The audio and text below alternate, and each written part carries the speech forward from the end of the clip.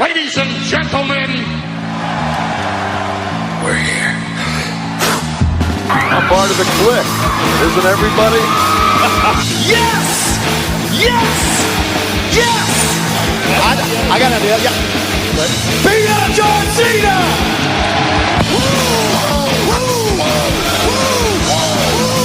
Give me a hell yeah! Oh, a little bit of the bubbly.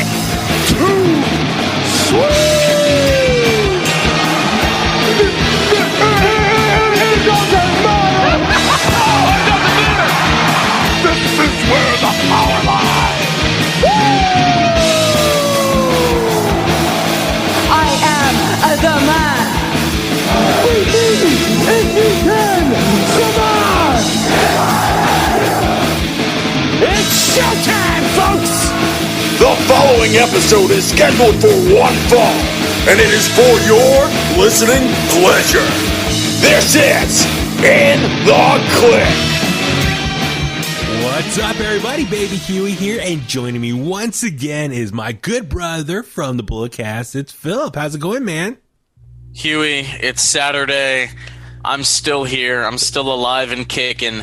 I'm doing good, bud. How are you? I'm good, man. I like this. This has become like a little bit of our routine now, like our Saturday nights together in this quarantine. Like, we can't go out anywhere. Tonight's going to be the first night of this new month-long curfew, which we have to be in by 10 p.m.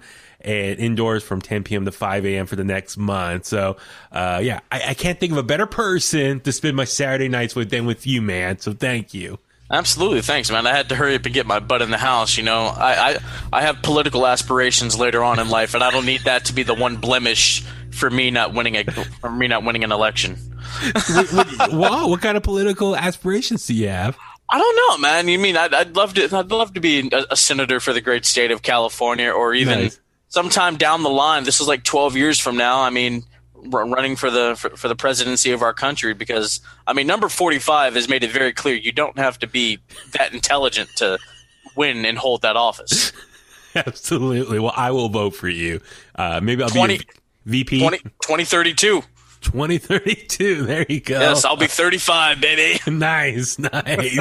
But dude, real quick about this whole curfew thing. So some of my coworkers didn't know much about it. Like, okay, so you got to be in by 10 p.m. What happens if you're outside? Like, do you get a ticket? Do you get arrested? What happens? Bro, here's the thing. So when the pandemic first happened, it was until midnight. That's when the original curfew was. Okay. And I was talking to one of my friends, and her mom was telling me it was like 12:05. The police were on Hesperian out here in Hayward. They saw somebody driving, and they got on their loudspeaker. Why aren't you inside? Whoa. So, hey, bro, once 10 o'clock hits, they're out there waiting for you.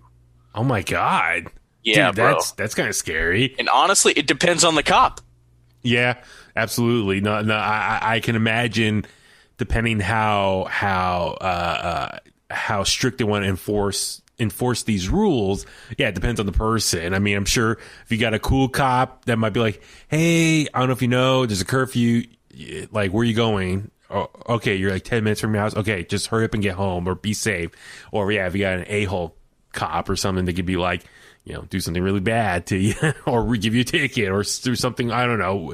It could be bad news. So yeah, no, definitely depends on the cop, probably, and you know, where you at, where you located at, all that stuff. There's many factors. We know very much about that. So it's interesting. So yeah, while it's tough, like, I mean, because like, here's the thing, because I see all the comments online. People are like, I guess what, COVID only comes out at night or at 10:01 p.m. and all that stuff. But then at the same time, I'm thinking, well, okay, what's the alternative then? If you're going to make that comment, what's your alternative plans? Like, what do you think we should do to stop this? I get it. I guess they probably just don't want people to be out all night, partying, hanging out. Be indoors, you know, stay inside. In order to stop this, we should not be interacting with people, you know, spreading stuff. So, I mean, listen, I know this is always a hot topic for everyone involved, but yeah, I want to play by the rules and just stay inside. No, absolutely, man. And even if you're not worried about your own health, like, bro, you don't want to bring that into your house to your wife or your kids, your mom, grandma, whoever you got living at home with you. Yeah, your brother. brother. Tommy's in the background. Hi, Tommy. Forever. Forever. Oh, come on. Forever. Forever. Forever. Forever. That's his Terry Funk impression, ladies and gentlemen. Hey, bro, Tommy could have a residency in Vegas just with that alone. Tommy should dress up like Terry Funk, just stand out on the strip in Las Vegas impersonating him, taking photos taking chair shots. Hey, bro, next Halloween, Tommy needs to dress up as Terry Funk, and he can walk Halloween, around. yeah. And he could have the Bulletcast title for that night, bro. He got a bandana and like a Funk You shirt or something. All that, dude. That'll be so worth it. I'm totally game. And then I'll be Chainsaw Charlie. Yeah. You put the stocking on your head. I'll get some of my mom's pantyhose and just put them on my face. Oh, that's too funny. Oh my God. Jesus. Oh. But no, thank you again, everyone, for tuning in to this episode of In The Kliq. Please subscribe to us on Apple Podcasts, Spotify, Google Podcasts, of course, Facebook, Twitter, Instagram, YouTube, at In The Kliq, inthekliq@gmail.com. And please, when you get a chance, go to our social media pages, click the link in our bio, a bunch of recent interviews that I've done lately, including my buddies over at The Morning After, also my buddy Nick from his Rock and Wrestling podcast. Also, a couple days ago, I recorded a very fun interview, a conversation with John LaRocca. He's the former booker for All Pro Wrestling and also used to run Premier Wrestling down the South Bay. But he works for the Fight Game podcast now. So it was a very fun conversation with him, talking about just his experience in wrestling. Drew McIntyre winning the championship this week and a bunch of other stuff. His love for Ric Flair. We haven't talked about Lex Luger. It was kind of random, but please check out that podcast. But the number one slot on all those links is my interview finally with Philip on the Bulletcast. So please check out that very fun interview. So thank you again, Philip, for having me on the Bulletcast this week. Oh no, man! I had a lot of fun. It's one of my favorites. You know, interviewing you and Jimbo, interviewing my buds. Getting my whole purpose with these interviews. You know, whether you've told your story 1,000 times or it's your first time telling the story, I want people to get to hear your story, man. That's very important. Thank you. Oh, yeah, I appreciate that because. Yeah, like I mean, God, I mean, I definitely trying to stay grounded here, but it was very cool to kind of open up and tell about my experience and what I've been through, or the last 15 years as far as with my career and wrestling and personal life, all that stuff. So it was very cool to kind of open up, and there was so much other stuff we could have got into, talked about, but. I was worried about like rambling too much, and hopefully people found the stuff that I did talk about interesting. So definitely like we should have like a part 2 or just some other stuff, talk about various things, but it was very fun. So though, thank you again for giving me that platform to tell my story, and people now can listen to that and kind of get to know me a little bit more. So it was very cool. So thank you. No, absolutely, man. 100%. But real quick, before I forget, I am kicking myself because afterwards, there were some questions. I was like, I should have answered it better. You asked me like my favorite interview. I forgot to mention one of my favorite wrestling interviews was with my all-time favorite wrestler, Stone Cold Steve Austin. I'm wearing his shirt right now. I got to interview him once on the phone. He did a phone interview with me, but I guess why it didn't really stick out with me, it was just like, it was barely like a 10-minute interview. He was doing like a radio tour, which is where a guest sits on the phone for like an hour or two and just jumps from radio station to radio station. That way you hit multiple markets around the country in one sitting promoting your product. And so yeah, it was like barely 10 minutes to talk with him, and I was very nervous. So but nonetheless, I could say I did interview Stone Cold Steve Austin, but all the other ones I listed. So I'll let you listen to that podcast. You can hear what my answers were. So, but nonetheless, I do want to make it clear, Stone Cold was also one of my favorite interviews. So man, a lot of stuff to talk about this week. Yes. I mean, with the whole Stone Cold thing, I mean, he's okay. What? Just okay? WrestleMania 14, that's the real screw job. Wow. Well, we'll talk about screw jobs in a little bit, because tomorrow it is Survivor Series 2020. I think at the very end of this podcast, we'll talk about Survivor Series little predictions, maybe share some of our favorite Survivor Series moments. I would think that was a highlight, low light. I don't know what you want to call it, but that's something I think we'll probably talk about as well. But this episode, of course, with Philip joining me, we'll talk heavily about this week's episode of AEW Dynamite. And before we get into that, first things first, talk a little bit some clickbait news. And this one, Philip, I'll let you take it concerning the ThunderDome. Yes, the WWE ThunderDome. ThunderDome. Yeah, December 11th, Thunderdome is moving from I forget what Amway Center. Amway Center for the Orlando Magic. Yeah, they're moving to the arena for the Tampa Bay Rays. Yeah, the Tropicana Field. Yes. And Tropicana Field. They're going to be there from December 11th until like April, which works out perfectly for them because, baseball is starting up again in April and hopefully, the vaccine is out and they could start going to whatever is going to be normalcy. They could start going back into that. I mean, house shows won't be returning, but just live TV and start, making towns again. So it's very interesting, but let's say the vaccine's not ready by that time. What do they do? Because, basketball and baseball will be in effect. Yeah, so there's a lot to kind of break down with this announcement. So, as you said, so it was kind of rumored for the last few weeks that, well, one, WWE was looking to get out of the Amway Center because, one, their deal was up end of November. And I think that a possibility of extending it for like a week or two. And it looks like they are going to get that extension through, I'm guessing that last Monday Night Raw. So, let's see. You said December 11th. That's a Friday, so that's going to be SmackDown that gets the debut of the new ThunderDome location. So I'm guessing that Raw beforehand. I think that's December 7th, I want to say, because December 6th, Sunday, is going to be NXT TakeOver War Games. So a lot's going to happen that first couple weeks in December with WWE and whatnot. But what I was going to say, so there's been rumors of them leaving, or as far as because their contract's going to be up with Amway Center. It looks like the NBA is going to try to get their season back up going again by Christmas time or a couple days before Christmas. So needless to say, the Amway Center, home of the Orlando Magic, as you just said, that's going to be it's going to be kind of busy for them. So because what it looks like the last few months, WWE, they just set up the whole Thunderdome inside the arena, and it's made their like own personalized little TV studio.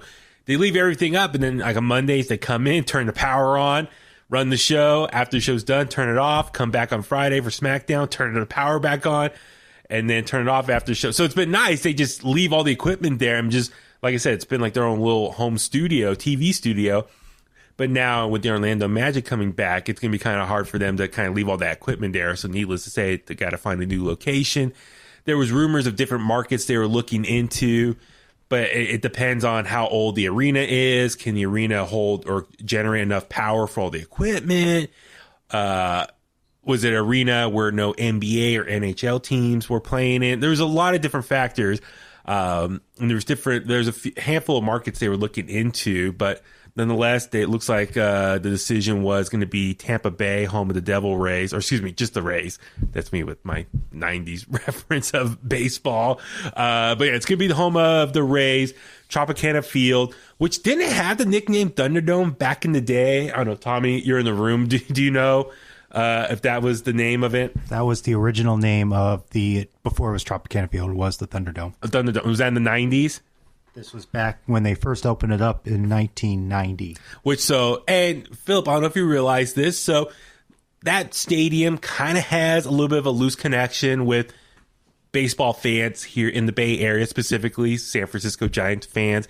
So there was, in the 90s, there was a rumor that the owner at the time was going to move the San Francisco Giants to Tampa Bay and become like the Tampa Bay Giants. Tommy, was that going to be the name of it? Well, the story goes, the owner of the Giants at the time was Bob Lurie. He was going to sell the team, and there was a group of investors that wanted to take the team and move them to Tampa, or to St. Petersburg, actually, because that's where Tropicana Field is. It's in St. Petersburg. And it was vetoed by the National League president. I forgot his name, something White. But anyway, That's when Peter McGowan came along and bought the team that offseason in 1992. But they were on the verge of moving to Tampa or St. Pete. Yeah, so because of Peter McGowan, that's why the Giants stayed in San Francisco. Thank him. But if they were going to move to Tampa or St. Petersburg, that's where they were going to play, was Tropicana Field. Back then it was called the ThunderDome. Yeah, so it's just, anyway, that I know it's a long, what I'm getting at is that stadium, whenever I see it, I was like, that could have been the home of the Giants at one point. So, nonetheless, yeah, instead, the Giants didn't come out there, so instead they just created their own expansion team, which was the Devil Rays, which is now just the Rays. So anyway, yeah, so it's a baseball field, which is interesting. So for a couple of reasons. As you said, it's a baseball field, so it's a lot bigger, but it kind of works in their favor as far as this time of the year for multiple reasons. One, it stays in Florida, and Florida state laws right now during this pandemic are a little bit looser. So I think, Philip, they can kind of get away with a little more stuff. So I think partly why they probably want to stay in Florida, so they know the governor is going to probably work with them and kind of keep them going in business. I'm not sure how far Tampa is to Orlando. It's this is a two-parter. Okay. It's 90 minutes. Okay. And 2, I used to live in Florida. There's a lot of things looser than the laws. Wow. Sorry. Hey-o! But so with that being said, okay, so 90 minutes. So a lot of wrestlers who live in the Orlando area, it's not that bad of a drive. It's kind of like us living in the Bay Area going to like a show in Sacramento, more or less. So, okay, it's very easy for the talent there that live in that area can just travel to this new venue for the time being. Also, since it's a baseball stadium, baseball season is not going on right now. So as you said, if they go from December to April, that works out perfectly because there's no baseball games going on. So they can use that while the arena is going to be busy with the NHL and NBA seasons kicking back up soon. So great spot for them for the time being. It does draw some concerns, though, because, definitely end of March, it was spring training going on, and they'll probably have a few exhibition games there at the end of March. So I wonder the exact timetable of when they might have to get everything out before the baseball games start up there. So we'll see, obviously, when that gets closer to the date. A couple other things. I think it was WrestleVotes tweeted out. So the plan is, I think they want to stay there December 11th all the way up until WrestleMania. And I don't think we ever talked about that in the podcast, but there was rumors like a week or two ago that WrestleMania, which was going to be March 28th next year, and it might get bumped back 2 or 3 weeks. And I think the mindset is, well, hopefully, if you push it out like a couple extra weeks, hopefully by that point, mid-April, the pandemic will be not as bad shape. So, with that being said, so if they use that facility all the way up until WrestleMania, and then WrestleMania, the rumor is they want to keep WrestleMania next year in Tampa Bay as like a make good for not having it this year in Tampa Bay. So it kind of works out nice that their home base for Raw, SmackDown, Royal Rumble, everything for the next few months is going to be in Tampa Bay, and then they just go down the street to where the Buccaneers play for WrestleMania at that stadium in Tampa Bay. So it looks like, for the next 4 months, it looks like Tampa Bay is going to be all WWE in that city. So I don't know, maybe we should try a road trip or something down there at some point, but I don't know, no one's allowed in. But and then the other rumor I think WrestleVotes tweeted out was the plan is the night after, I believe after WrestleMania, they want to get back to more traditional arena live shows. I don't know if you saw that. So the plan is use Tropicana Field for the next few months, WrestleMania at the home of the Buccaneers in Tampa Bay. And then after that, go back to more of the traditional tour style, going from arena to arena. So I don't know, Philip, what are your thoughts on that kind of that strategy for the next few months? Just have everything outside, man. Let's get Raw presents Hog Wild. Let's just do stuff like that. Like SmackDown presents Bash at the Beach. Let's just do stuff like that. Yeah. It'd be interesting, man, because so Tropicana, Tommy, is that it's a ballpark, but is there ever a retractable roof? No. So it's all indoors? All indoors. Okay, cool. All right. So I was thinking like wintertime coming up, like as long as it's indoors and, they don't have to worry about the weather elements. There's nothing retractable. I could have sworn I've heard like something being retractable there. Is this false? Is this false information? I'm not sure. I don't know. Double check. Yeah, Tommy knows more about baseball, so I kind of trust him with that stuff. But yeah, as far as I know. And by the way, the president of the National League at the time was Bill White. Thank you. There you go. Going back to the other part. But it's going to be interesting, man, for them. What are your thoughts on just ThunderDome or WWE presenting their TV shows from inside a baseball ballpark?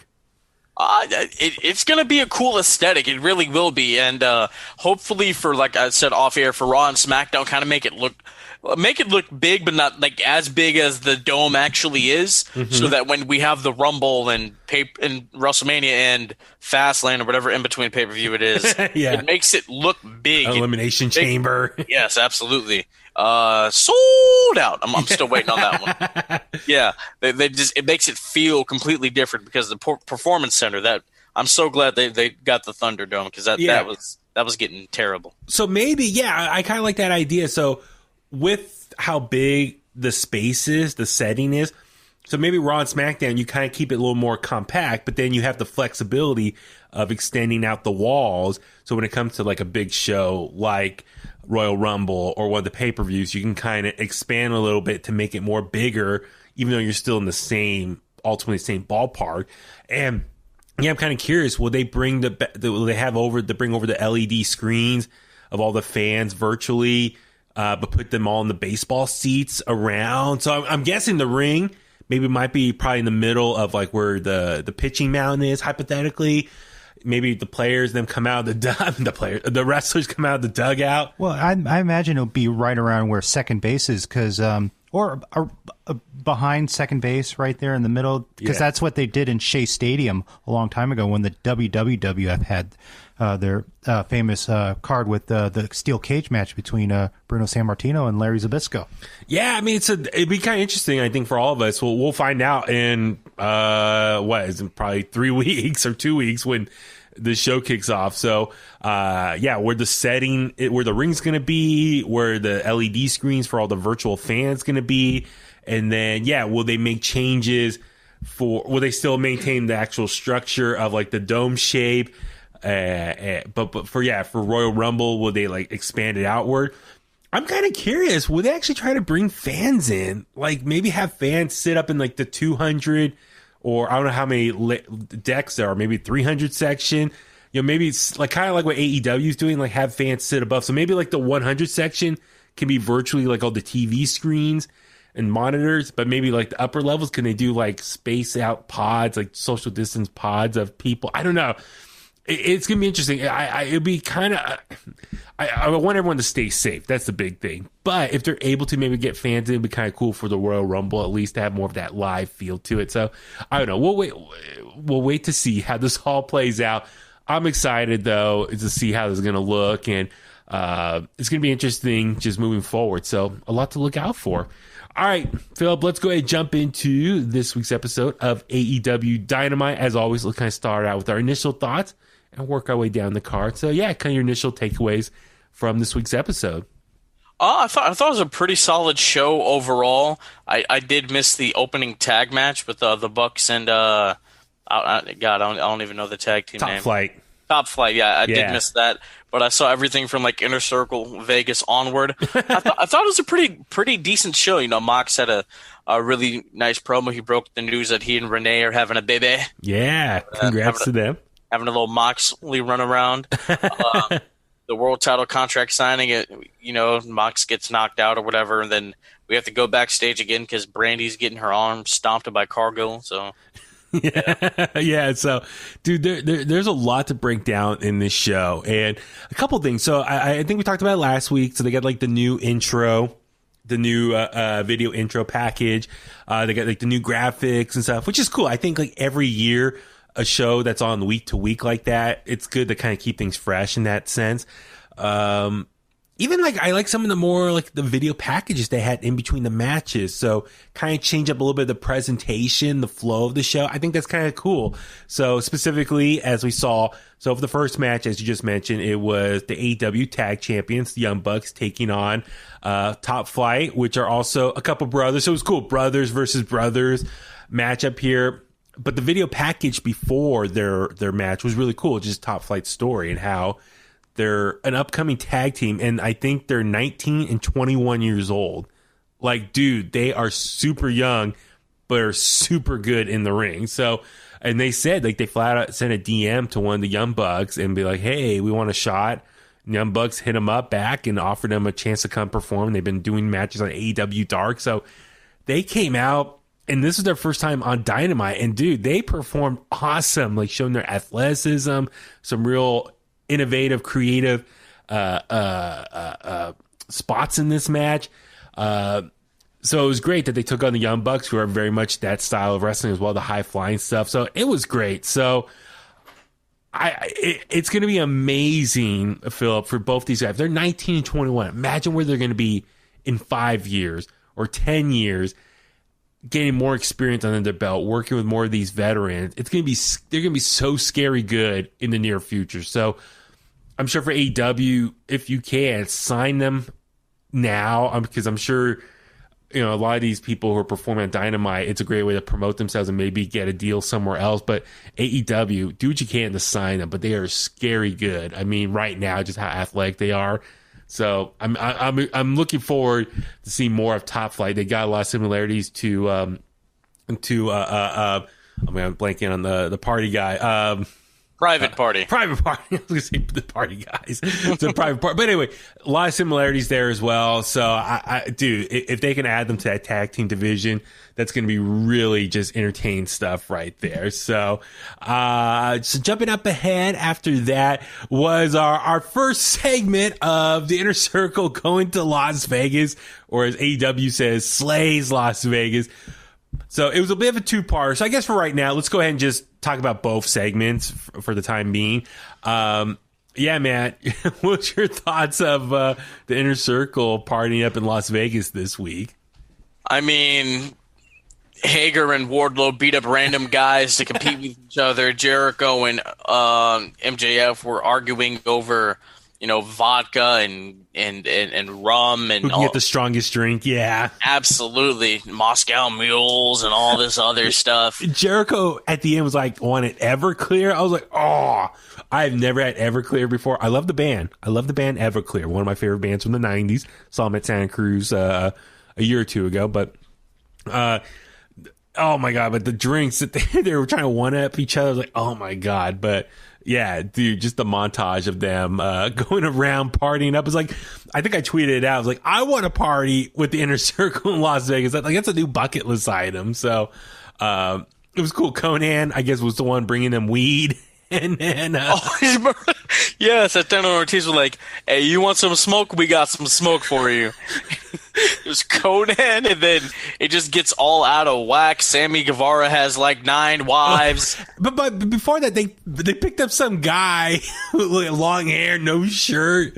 Like, was that supposed to be, like, the guy kind of looked like Jericho a little bit, but I don't know, like, who was this random guy with no shirt that they had partying along with him? People say Jericho is an out-of-shape white guy with tattoos and long hair, so that's what they got. So maybe that was like Jericho, like, winking at the audience, like, I know what you've said about me. So a wink and a nod. And then they end up, like, on the roof of one of the hotels, and they do, like, a shot, and then they black out.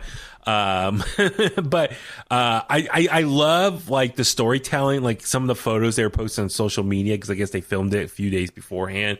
It was great, as you said. Hager and Wardlow, like, they're constantly, like, staring at each other, like, out of the corner of their eyes, like they're like a big man versus big man.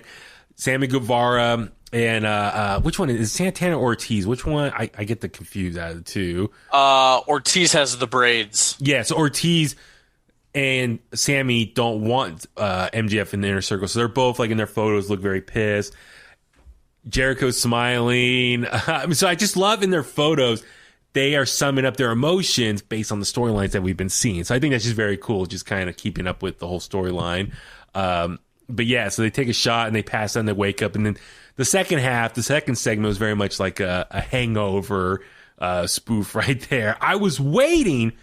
We didn't get this, but I was waiting for a Mike Tyson cameo because he does have connections with AEW a few months ago. So I thought we were going to get like a Mike Tyson cameo reference in there. But yeah, what'd you think of as far as the next day when they're hungover and kind of trying to keep track of their retrace their steps? I mean, I love that they added Elvis to the inner circle as well. Elvis and Jericho woke up in the bed together. But yeah, kind of your thoughts on them waking up the next day. Yeah, I mean, it was just a spoof of, when you're in Vegas, it's a wild night. You don't know what happened the next day. Sammy has 9 wives. They go into a room and there's a baby, which turns out to be Hornswoggle. Which was, I'm like, okay. Yeah. It was just madness. And, that's what it is when you're in Vegas. I know, man. We got to plan a Vegas trip now. I don't know about you. Let's do this, man. We have to go down Fremont Street. You see all the freaky stuff. I know. Let's do a test run and go like to Reno first, which is like baby Vegas in some ways. Maybe we'll do our own version in Reno because it's a little bit closer for us. But it was.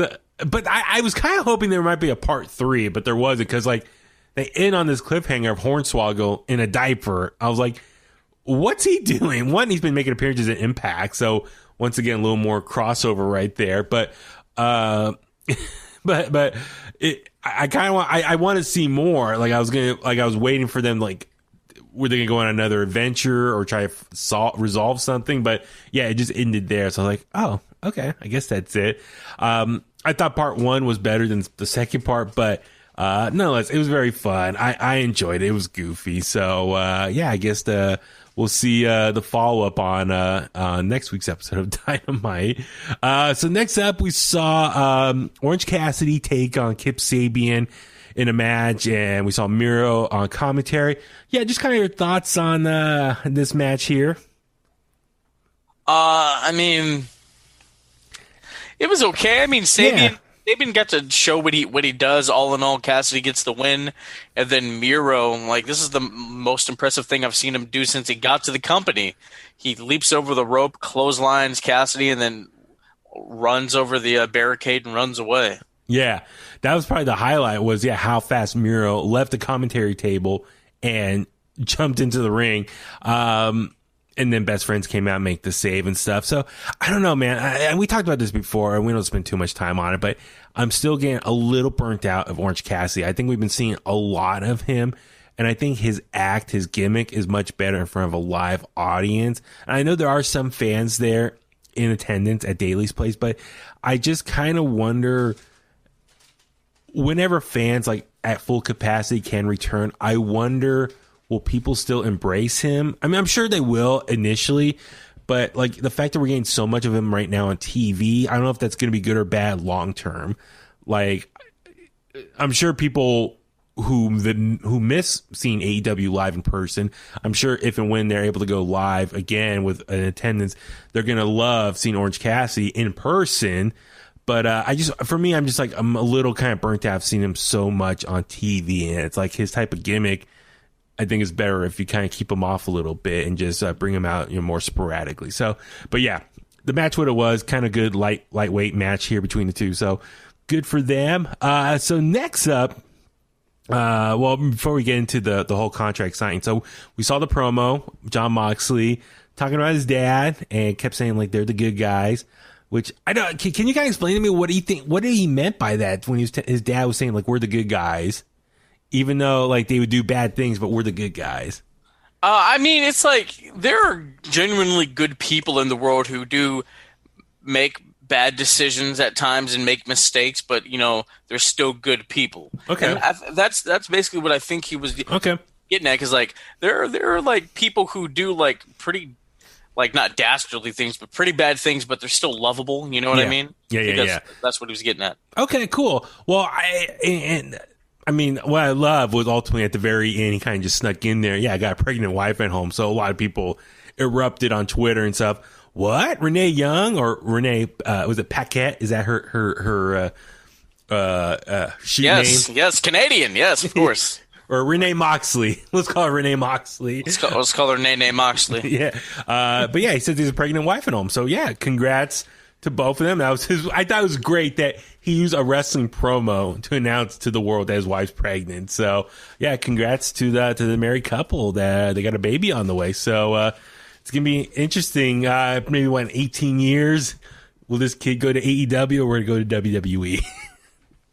If he wants to be wrestling, maybe he wants to be a broadcaster. I don't know. We don't know. We don't know. I don't know.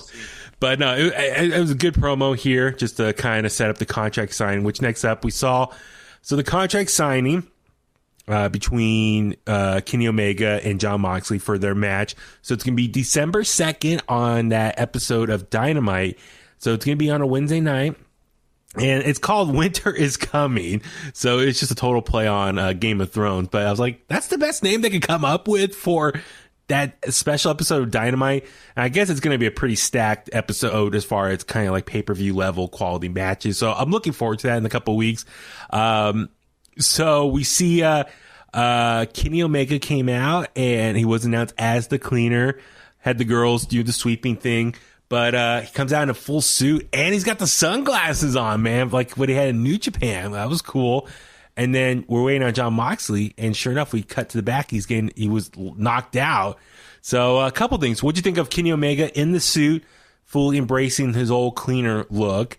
And who do you think knocked out Jon Moxley? Well, Kenny Omega obviously had to knock out Jon Moxley.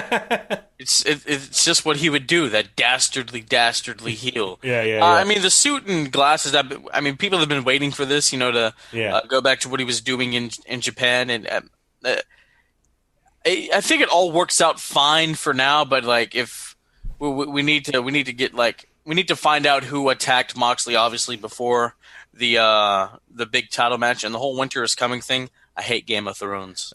I've never watched the episode myself, so I've never watched it. King of the Ring, that's the real Game of Thrones. Absolutely. Yes, sir. They need to bring back King of the Ring for multiple reasons. One, it's a great tournament. It should be every year. I know Vince doesn't like tournaments, but bring it back. It's great content. Can fill up episodes of Raw and SmackDown.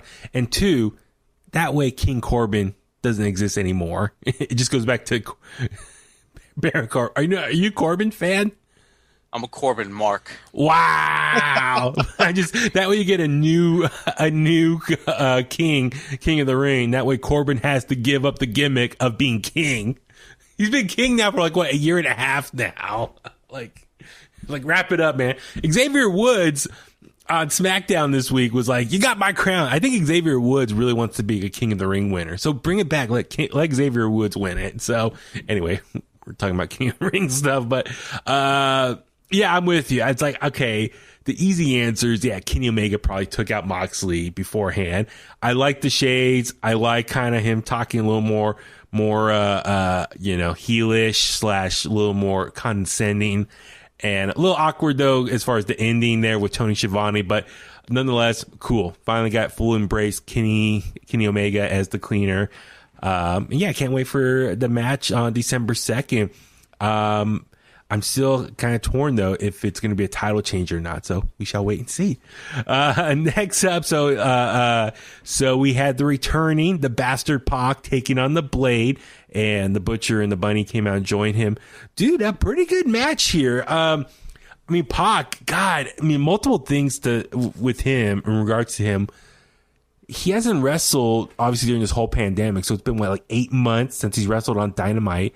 And keep in mind, even when he was wrestling on AEW when it first launched, how long did he sit out with WWE with that contract till it expired? Wasn't that a year or so, or was? So, dude, in the last 2 years, he's hardly wrestled just maybe a handful of months. So for him, I'm sure he just has all this built up energy and I don't know, you know what I mean? I'm sure for him, he was just anxious to get back out in the ring. So, but what'd you think of his match here with the Blade? I thought it was pretty good. The Blade, I remember him as Braxton Sutter and TNA, so I got to see a little bit of what he can do. But, he really went for it here, and I thoroughly enjoyed their match. The Blade, he's cut to the nines. He's jacked as all hell, so is Pac. And it made for a really competitive matchup. The Butcher and the Bunny, they got involved a couple times. Yeah. But all in all, Pac got the job done. And yeah, and I think it was great for Pac to. It was a great match to kind of get him back into the groove of things. But the big thing also was after the match. So the Butcher and the Bunny came out and they're kind of trying to attack Pac. We saw Eddie Kingston come out and they're all beating up on Pac. And then we saw Ray Phoenix come out and then everyone starts beating up Ray Phoenix, which is shocking because, like, I think we talked about that last week. It was like kind of where all this animosity towards Ray Phoenix came from. Like, he's part of the family. And then last but not least, Penta Zero El Mero, or Penta El Zero Mero, Miedo, I don't know, whatever. Zero Miedo. Yeah, just Pentagon from Lucha Underground. So he comes out with a chair, and I felt like this part was a little, what's the word? Awkward. Like, he has the chair, and I get it. They're trying to build drama. I was like, whose side is he going to choose? Is he going to hit his brother, or is he going to hit Eddie Kingston? Because Eddie Kingston tell him, like, hit him, hit his own brother. But so he looks like he's going to go to Ray, but then he starts running towards Eddie, but Eddie jumps out of the ring and doesn't actually make contact with him. And then, so he made his decision that he's going to stay with his brother, rightfully so. And then he aligned himself with Pac. So now we got, was it the Death Triangle back together now? Let's say it in Spanish. Triángulo de la Muerte. Oh, man, you could do a better job than me. Because Death Triangle sounds terrible to me. So anyway, I'm just saying, like, I kind of wish he would have made contact with Eddie Kingston with the chair instead of Eddie jumping out before anyone, before he made contact. But nonetheless, we got the Death Triangle together. They didn't really get to do much before the pandemic because I think they formed, and then like a couple weeks later, the pandemic started. So I'm guessing it sounds like they probably want to pick up that story and just fully tell the whole thing. So it looks like it's a little divided right now. So we got Death Triangle, and then we got Eddie Kingston with the Butcher and the Blade. So I'm guessing now the new story is going to be probably 3-on-3 scenario moving forward. So I'm all for it. I mean, hey, glad to have Pac here. Who knows how long he could stay in the country, but more power to him, do his thing, and we're going to, I think, get some killer matches out of him. So looking forward to all that. Also, we saw another backstage segment involving a beatdown. This time, Jade Cargill, or I guess just Jade now, as you mentioned. She stomped Brandy Rhodes' arm that was inside a steel chair. But what was interesting, Nyla Rose and Vicky Guerrero were standing in front of her and preventing people from running in to stop her. So is this an alliance now of like Jade with Vicky and Nyla Rose? I think that's kind of cool, interesting. But also it's interesting, Jade attacking Brandy Rose to get payback for the little back and forth segment that they had last week. Maybe also a sign, Shaq is coming. Don't mess with me because Shaq is coming. But your thoughts on maybe Nyla Rose and Vicky Guerrero aligning themselves with Jade? Jade with the vicious vixens. I mean, you know what Vicky said. She said, Nyla, you go get me some more talent, you heifer. So, that's a good point. So maybe that's it right there. Because Jade, she was okay on the microphone. She went too long, but Vicky, I mean, she's a natural. She's a pro. Let somebody with that that physical appearance, let them have a manager, please. Yeah. Definitely like a mouthpiece. That's always helpful. Let them focus on the in-ring work, and then someone else can speak on their behalf. So cool for them. Next up, I thought was match of the night. I don't know about you, but NWA Women's World Champion Serena Deeb taking on former champ Thunder Rosa, who she defeated, was it last month on Primetime Live. So, dude, awesome match here. I mean, God, the back and forth, the energy, the spots, just the technical stuff that they were doing in the ring. Amazing women's match. Like, I know they just signed Serena Deeb to AEW, which is interesting that she's NWA Women's Champion right now. But, dude, the second that Thunder Rosa's contract is up with NWA, as sad as it for me to say, AEW, throw all the money at her, sign her. But, yeah, your thoughts on this match here? Oh, this was really good. Like you said, I did. You thought it was match of the night. I thought it was also. I mean, it was hard hitting. It was fast paced at times. They told a great story, a really fun narrative. But then Britt Baker gets involved and she attacks Thunder Rosa. But they kept going a little bit. That wasn't the end of the match. So the woman that I think should be the AEW Women's Champion, Britt Baker, is getting involved in an NWA Women's Title match. Why? Yes, exactly. Thank you for bringing it up. So a couple things. One, as I said before, why is AEW spending so much time focusing on the NWA Women's Championship instead of their own AEW Women's Championship? I have a thought. Maybe that was Britt's way of saying, I should be in this spot. I should be on Dynamite having these killer matches, not to women who don't even work here, and a title that's not even affiliated with our company. Maybe that's what Britt Baker, DMD, was trying to say. Or, yeah, maybe she'll address that in a promo coming up. That'd be great. That's a great topic right there, discussing point. I mean, it's like my thinking is a couple things. If AEW can, at some point, if they're able to sign Thunder Rosa, they got Serena Deeb, you got Britt Baker, you got Sheeta, you got Nyla Rose, you got Swole. I mean, they still got Statlander who's injured. I mean, they're starting to build up a good core of female wrestlers for their women's division. I'm excited for that. Now it's about kind of making these compelling stories. And I feel bad because Sheeta is nowhere to be found. And they're spending so much time on the NWA women's title. I don't know. Maybe there's more to this than we know. Maybe Billy Corgan, that was part of the deal. I'm just guessing. This is me just totally guessing. Maybe in order to get, Thunder Rosa to make an appearance on Dynamite months ago, leading up for the build-up for All Out, was maybe Billy Corgan says, all right, you can have her. I can let you borrow her, and you can do some matches with her, with Sheeta. But for the next couple of months, you gotta give her like a primetime spot on the card on AEW Dynamite. Maybe that's part of the agreement, but we just don't know. Like, I'll let you have the NWA Women's Championship featured on TV, but you gotta, have it on a regular basis. I don't know, but it's just a little frustrating because you want the women's division to do well, but you're not giving them any screen time. But anyway, this match was amazing, and I still said, like, Thunder Rosa, hopefully she can sign with AEW, and she just can add so much to that women's division. But it was such a great match. So awesome. Thunder Rosa is such an amazing talent. I mean, wrestling for, I think, 5 years, if that. I mean, so it's amazing. So bravo to both of them for putting on a killer match. And Serena Deeb is so talented. As we both know, she was recently a trainer, coach at the WWE Performance Center. So she is an amazing performer herself. So awesome match. I can't say enough good things about it. Next up, we saw another backstage segment. John Silver and Anna Jay from the Dark Order. And Anna Jay announced that she's going to have a match next week. That's the other thing too with Britt Baker. I was going to say, so she attacked Thunder Rosa and then leaves, and the match still goes on for like another 5 minutes. You would think like interference like that would end up the match there. And then why would she go back out and stand on the side? So when Thunder Rosa left the ring, she immediately attacked her. So it's like, if you beat up someone, why would you go back out there and let them beat you up again? It just didn't make sense. Like, you would think she would attack Thunder Rosa and just be gone for the night. So a little bit of a foolish part. But Anna Jay is going to get a match coming up as well. So cool to see Anna Jay get some more love. Who was that match gonna be? Let me just double check. Anna Jay here.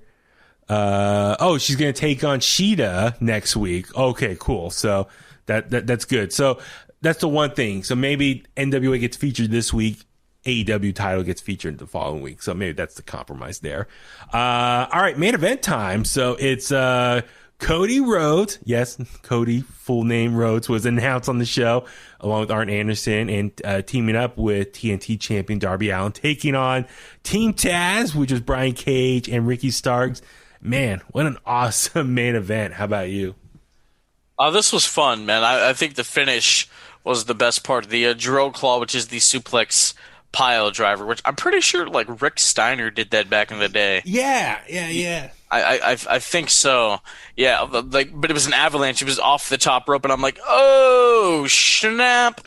1, 2, 3, got the job done. But then at the end, they run the same spot of will he or won't he with Will Hobbs. He runs in with a chair because that's been his gimmick the last couple months. Like, he's the new chairman of the place. Jesus.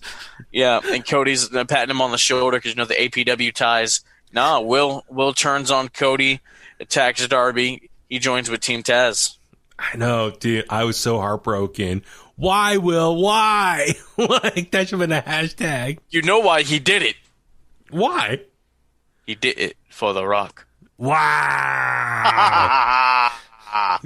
By way of his friendship with Jacob Fatu, who's a member of that whole family. I'm just, because of APW. That's the whole APW connection right there. Yes, sir. I would love if they do acknowledge that. Maybe Cody could say in a promo, like, Will, I had high hopes for you. Like, I've been a fan of yours since we worked together at APW. Like, that would be so awesome if he drops that reference in a promo. But anyway, I'm just saying, no, great match. Darby Allin was taking a beating from Brian Cage, but that finish, dude, Brian Cage is, no pun intended, a machine. When he goes out there and just, he's in full, healthy mode, dude, he is awesome. And yeah, you're right. Like, he has a lot of similarities to Steiner. It's like, it's crazy just seeing him, and it's like the spot moves that he does. Great main event. But yeah, I was truly heartbroken when Will Hobbs turned heel, attacked Cody. But it was great. Like, he held up the FTW title, and it looked like, oh, he finally is going to challenge Brian Cage for the FTW title. But then he hits Cody in the face with it, and starts all three of them beat up, and they hug it out. So Team Taz has expanded to a 3-man group. So another faction or a bigger faction in AEW, because there's so many of them in there. But yeah, no, I was truly heartbroken, like, for Will Hobbs. But at the same time, dude, this gives him a great spotlight. Obviously, aligning himself with Brian Cage and Ricky Starks, and building up a feud with Cody Rhodes. So for Will Hobbs, this is a great spot for him and his career right now. So, kudos to him. That is very cool. So, dude, action-packed episode of Dynamite in the books now. So looking forward to next week, and we'll, of course, talk about it then. Real quick, one last thing. So it is Survivor Series tomorrow. And I thought, while I got Philip on the line, let's go ahead and break down the card real quick. Just maybe some our predictions, just kind of keep it simple, because Philip, my title's on the line behind you. Am I right? Yes, sir. Yes, sir. It is the richest prize in all of digital media audio. You want to be the best podcaster in the world, you have to hold that title. Huey, you are currently the best podcaster in the world. Not Thank Sam you. Roberts, not Peter Rosenberg, not even Joe Rogan, not even Oprah Winfrey or Michelle Obama. You. But tomorrow night, it's coming back where it rightfully belongs. The ace is going to take his place on top of the mountain once again. Man, that was a hell of a promo. Oh, That gee. one, thank you. I might isolate that. I got the video here. I might isolate that for Instagram. I should teach a promo class on Masterclass. Jesus. Totally, man. Let me tell you something, Brother. brother.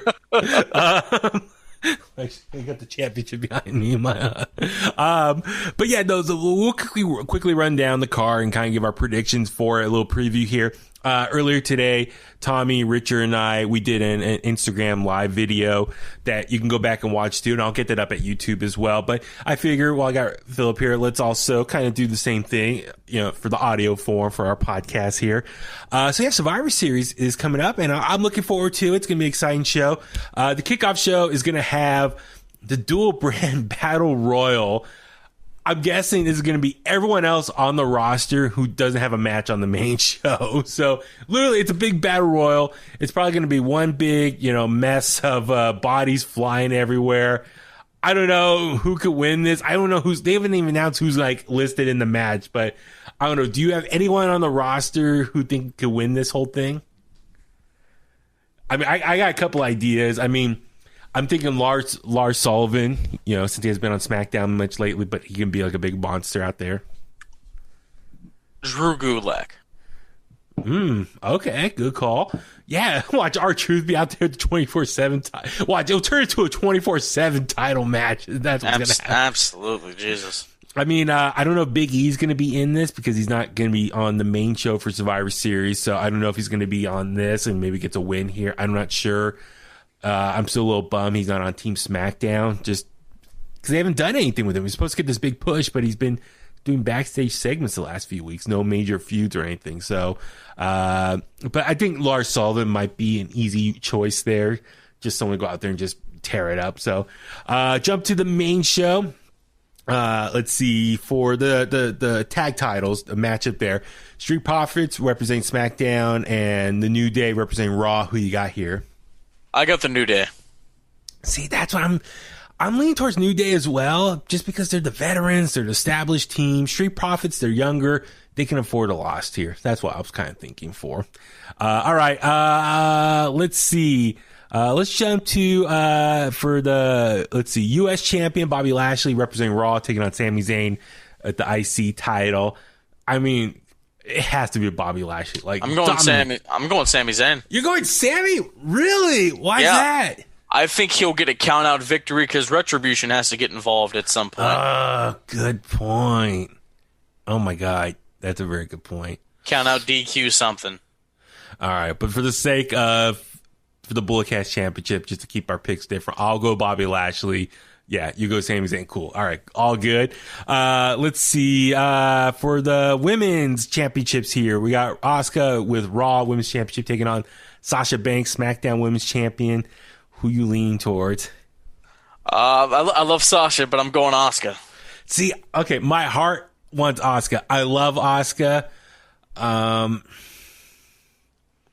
thinking Asuka because Carmella can maybe get involved. And Sasha loses all the time. She can afford another loss. But that's the thing. That's the story they've been trying to tell on SmackDown, that she wins the championship but then can never defend and she loses it right away. She did overcome that, finally beating Bayley a couple weeks ago.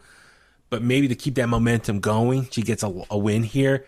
But yes, I'm gonna go with my heart. Asuka is my pick. I'm gonna go with my heart here. She's the much better she's a badass worker and all that stuff. So, all right, go with that. All right, let's go to both the traditional 5-on-5 Survivor Series matches. So we'll start with the women's. Team Raw, Nia Jax, Shayna Baszler, Lana, Lacey Evans, and Peyton Royce taking on Team SmackDown, which we finally got the remaining members announced on SmackDown this week. Bianca Belair, Ruby Riott, Liv Morgan, Bayley, and Natty. I mean, I'm going Team Raw, and Lana's going to get the win, or she will be the sole survivor. Yes, I'm with that. That's exactly right there. I think it's a very good point. I think Lana, the fact she's been taking such a beat down the last 2 months, table after table spot, I think they're trying to maybe make her a really sympathetic baby face. So I think to kind of really solidify that is, let her win. Because for the last couple of weeks, everyone's been saying, "Oh, you can't win. You're not that good. You're not going to help us." So what better way to overcome those odds and actually win it for Team Raw? So that's what I'm thinking as well. Even though I love Bianca Belair, SmackDown also has Bayley, who's been one of the longest reigning champions ever. But I think the bigger story that they want to tell is Lana's story. So that's why I'm going to go Team Raw as well. All right, for the men's, Team Raw, AJ Styles, Keith Lee, Sheamus, Braun Strowman, and Riddle taking on Team SmackDown, which is Kevin Owens, Jey Uso, King Corbin, Seth Rollins, and as Adam Pearce announced last night, Otis is going to round out the team. I was shocked. I was hoping it was going to be Big E. I was disappointed. Yeah, your thoughts on Otis joining the team? I don't care about Otis any which way. I really don't. I think the SmackDown men's team wins, and I think Jey Uso gets the winning pin. Ooh, I'll go Team Raw. I was thinking Team Raw because you got Braun Strowman, Keith Lee. Dude, that's a monster force right there. I mean, Jay's been losing a lot lately, so Roman could be like, "Hey, get your shit together, else you out of the family." Yeah, that's a good point. All right, I'll go Team Raw. You got SmackDown. Cool. All right. Okay, last but not least, so we got WWE Champion Drew McIntyre taking on Universal Champion from SmackDown, Roman Reigns. I mean, Roman is booked as this huge dominant force into his time back.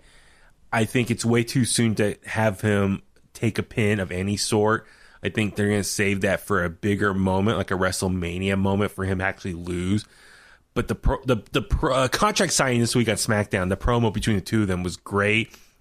Drew was great, being babyface, but Roman, God, like really just crapping on Drew and be like, dude, you're the second tier champion. If I can't make an appearance or something, they just send you. And really like saying, I'm the number one guy in the company.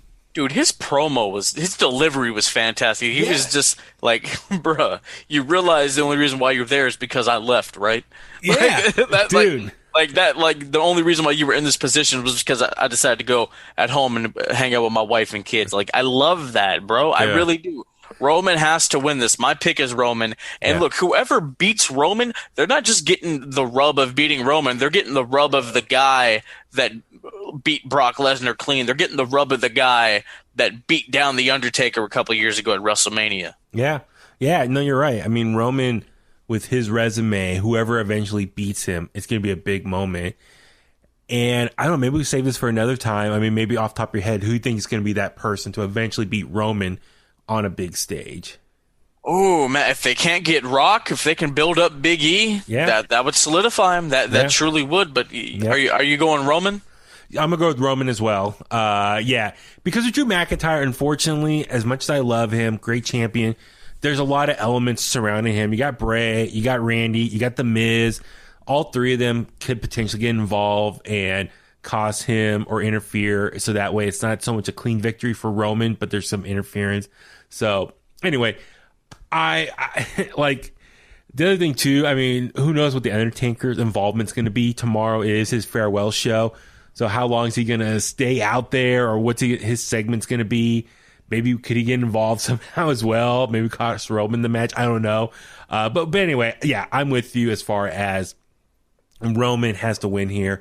And eventually I would like to see maybe Big E be the one to defeat him on a big stage, win that title. I don't know. There's a lot to break down. And I mean, we'll do that obviously when the time comes. But I'm still looking forward to Survivor Series, man. I get a big kick out of it. I know in many ways it's like a big exhibition. It's like an all-star game. Nothing really matters too much. It's just more bragging rights, which is all right, cool.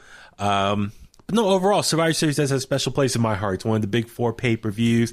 A lot of great moments there. Any special moments from Survivor Series that stands out for you? Well, Brandon and I, we did a watch along to Survivor Series 1990. There's this guy, the Undertaker. He debuted there.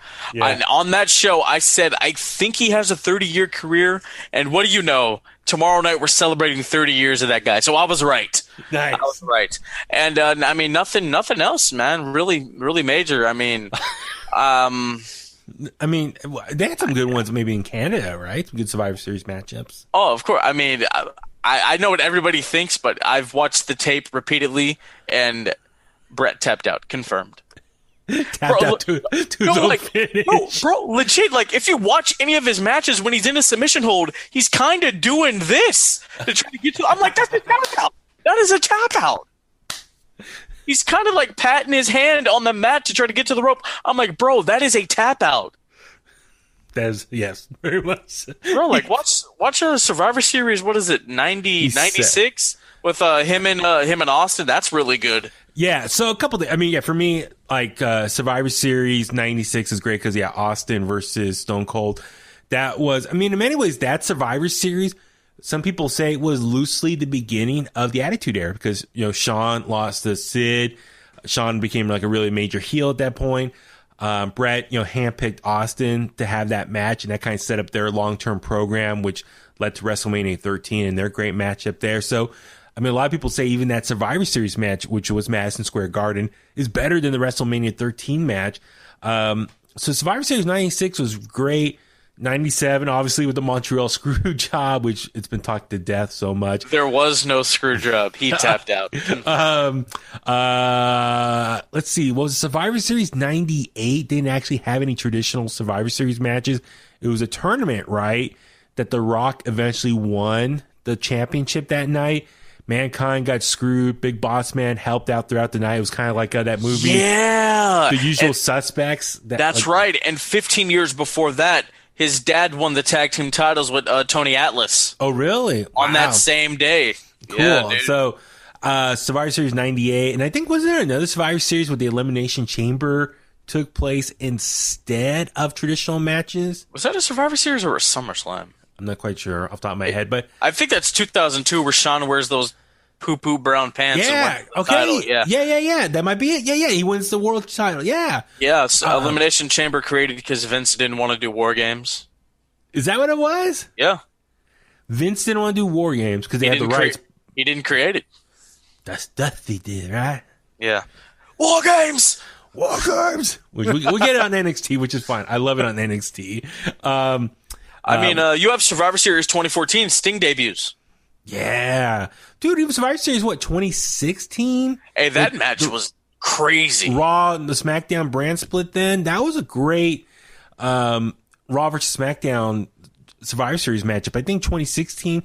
Yeah, you had so many stories with the Jericho and KO. You had the Shield mini reunion real quick because AJ and Dean were having their little scuffle. Yeah. Randy and Bray were on the same team when they were doing their weird The thing. Wyatt family stuff, yeah. Yeah. And then was it 2017? We saw Brock versus AJ. 2018 was Brock versus Daniel Bryan. I know a couple of one of those Survivor Series, like Triple H is on one of the teams, and so was Shane and John Cena there together. Roman concusses Shane with a massive spear. Yeah. So the past couple Survivor Series have given us some pretty good matches. I mean, the one in LA where they have Ronda and Charlotte, yeah, and Enzo makes an appearance.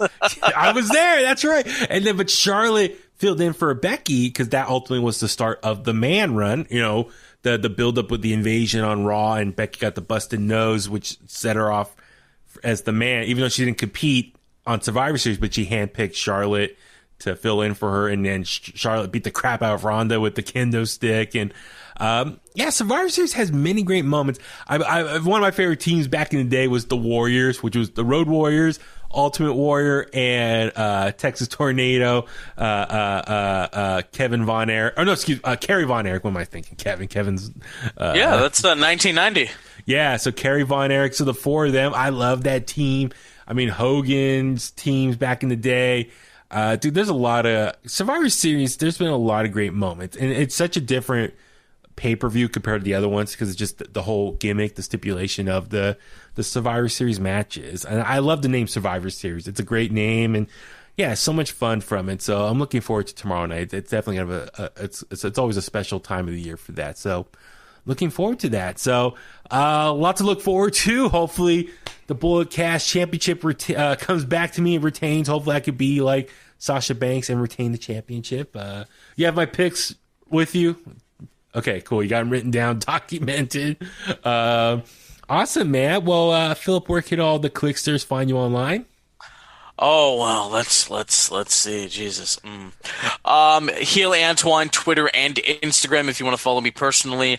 The Bulletcast on Instagram, The Bulletcast on YouTube. Check out the interview I did with Baby Huey. I'm doing another interview on Monday, a former East Bay Pro World Champion. He will be on the show. And then what is it? I'll build a cast on Twitter. Yeah, man, that's pretty much it. Looking forward to Survivor Series. I'm taking my baby back. And that's the bottom line because the microphone messiah said so. Oh, hell yeah. Wow. Wish you could see my face right now. I got the beer and everything. It's my third one tonight, man. Some good. That's a good tasty beer right there. I'm Baby Huey. Follow me on Facebook at Baby Huey Official, Twitter and Instagram at Baby Huey 83. If you go to my bio link on Instagram, click on it. You can watch my interview with Philip there. So much fun. Thank you again for having me. Subscribe to In The Kliq on Apple Podcasts, Spotify, Google Podcasts, inthekliq@gmail.com. Follow us Facebook, Twitter, Instagram, YouTube at In The Kliq. And thank you again for all the support. I truly appreciate that from you guys to Kliqsters. Our numbers and everything's been going up lately. So thank you so much. I truly do appreciate all the love and support. And on that note, let's go home. And that's the bottom line because Huey said so.